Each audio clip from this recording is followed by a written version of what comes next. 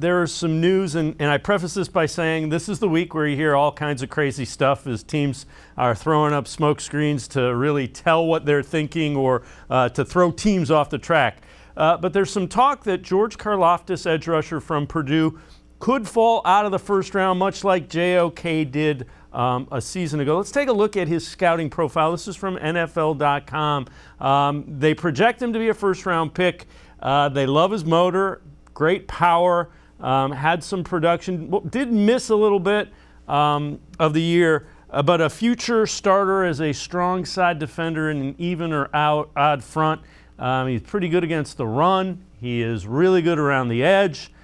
Let me ask you this, and if he falls into the second round, much like JOK did, can you see this being a guy that Andrew Berry would be intrigued by, that he may trade up into the second round, higher in the second round to get a shot at? So I think that this draft is so incredibly hard to predict. There are guys that I have seen mocked to go in the middle of the first round all the way to the end of the second round. So if you find a guy like this that you had a first round grade on, like they did with JOK last year, and he starts to fall to you and you get close to 44, then by all means, go for it. I think that Andrew is aggressive enough to do something like that. I think they view their picks as currency, and that if you can use something to move up and get the player that you want, then by all means do it. And like you said, this is a very good player. This is someone that can come in and help solidify your edge rush, and I would be all for that. 44, yeah, you can get a good player at 44, but there just might be somebody in the 30s that you can go grab.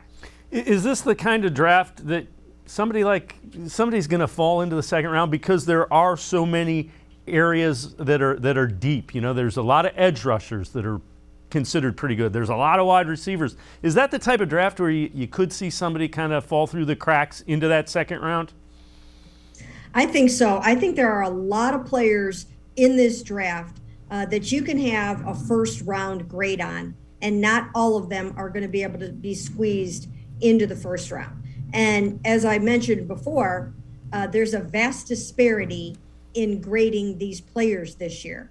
There are players that are all over the map in terms of where people are mocking them and projecting them. And it's sort of weird that this is the year for that, because they actually did play football last year, right? I mean, they played a full entire college football season, and yet no one seems to know where to put a lot of these different guys. And it is a deep draft. It's very, very deep. So it's just going to matter. It's going to be a matter of what the preference is, where a run on guys starts to go. I mean, if you start to have a run on receivers, then all of a sudden you're going to find more receivers go in the first round, and then maybe some of those defensive linemen trickle down into the second round.